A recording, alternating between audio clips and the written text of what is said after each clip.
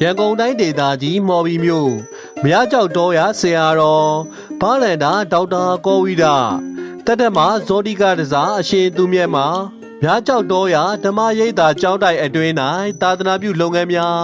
ဆောင်ရွက်ခဲ့သလိုယနေ့မှာလည်းဗုဒ္ဓသာသနာတော်ကြီး၏တန်ဃာတော်များဖြစ်တည်ရာ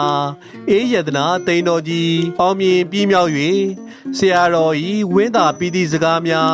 ယခုလိုကြားသိခဲ့ရပါတယ်ခင်ဗျာဒီမြတ်ကြောင့်တော်ရဓမ္မရိပ်သာသာသနာတော်မြတ်ကြီးကိုမန္တလေးမြို့အတူလမှာမြတ်ကြောင့်ဆရာတော်ဘုရားကြီးရဲ့ဩဝါဒကိုခံယူပြီးတော့ဘုံဘုံနေနဲ့2019ခုနှစ်ကတည်းကနေပြီးတော့ဆရာတော်ဘုရားကြီးသာသနာပြုလုပ်ငန်းတရားဖြစ်တဲ့ကမ္မဂုရရုပ်ပွားတော်မြတ်ကြီးကိုတည်ထားပူဇော်မဲ့အနေနဲ့ဘုံဘုံကိုစတဲ့တာဝန်ပေးပြီးတော့ဒီမြတ်ကြောင့်သာသနာတိုးတက်ဖော်ဖြိုးဖို့အတွက်ဘုံဘုံကိုပခုံးပြောင်းလွဲအပ်တာဝန်ပေးအပ်ခဲ့ပါတယ်တာဝန်ပေးအပ်သည့်အားလျော်စွာဘုံဘုံသည်မြတ်ကြောင့်တော်ရသာသနာနယ်မြေမှာတပြည့်ယဟန်တန်ခါသာမဏေများကိုစတင်မွေးမြူပြီးတော့တန်ခါရှိရင်သာသနာရှိမယ်သာသနာရှိဖို့အတွက်တိန်တော်တည်တဲ့လိုအပ်သည်လို့ဘုံဘုံမှတ်ယူထားပြီးတော့ပါရမီတူတဲ့တရားများရဲ့ကိုကြီးဆောင်မမှုဖြစ်မြတ်ကြောင့်တော်ရသာသနာနယ်မြေမှာအေးရတနာတိန်တော်ကြီးစတင်ဖြစ်ပေါ်လာဖို့ဘုံဘုံ14ရက်နေ့တလပိုင်းကလေးကနေပြီးတော့မြေထိုးခြင်းမြေညှိခြင်းစတင်ပြီးတော့ဆောင်ရွက်ပြီးတော့ဆောင်းလုပ်ရေးကိုလည်းပဲမန္တလေးမြို့မှာမာသာဂရု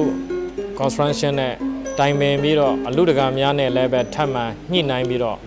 တာဝန်ယူပြီးတော့အစကနေပြီးတော့အဆုံးထိဖဖို့ဆောင်ရွက်ခဲ့ရပါတယ်ဆောင်ရွက်ခဲ့ရတဲ့အခါမှာ9လနဲ့10ရက်အတွင်းပေါ့အဲ့ဒီအတွင်းကိုမြေထိုးခြင်းတိတ်ဆောက်ခြင်းတိတ်နှုတ်ခြင်းတိတ်သမုတ်ခြင်းအခုရေစက်ချခြင်းအဆုံးထိဘဘကိုယ်တိုင်ဦးစီးပြီးတော့စီမံဆောင်ရွက်ခဲ့ရပါတယ်ဆောင်ရွက်ခဲ့ရတယ်လို့ပဲဘဘဒီသိန်းကိုအခြေတည်ဖို့ရောတိမ်မှာစံမြန်းဖို့မြတ်စွာဘုရားရှင်ကိုတော်မြတ်ကြီးနဲ့ပလင်တော်ကိုလည်းပဲမြတ်ကျောက်ဆရာတော်ဘုရားကြီးရဲ့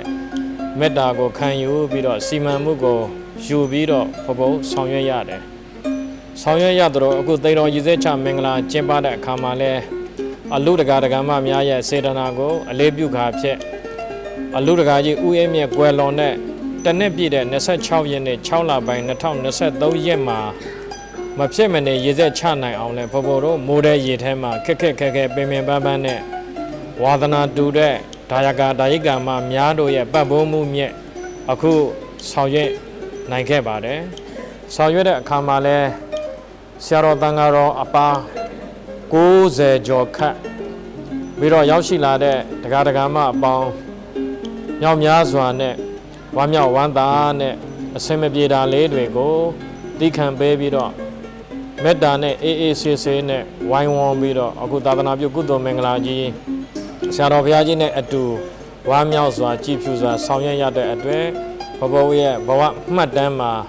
မေးလို့မရတဲ့တမိုင်းတစ်ခုပဲလို့မှတ်ယူမိပါတယ်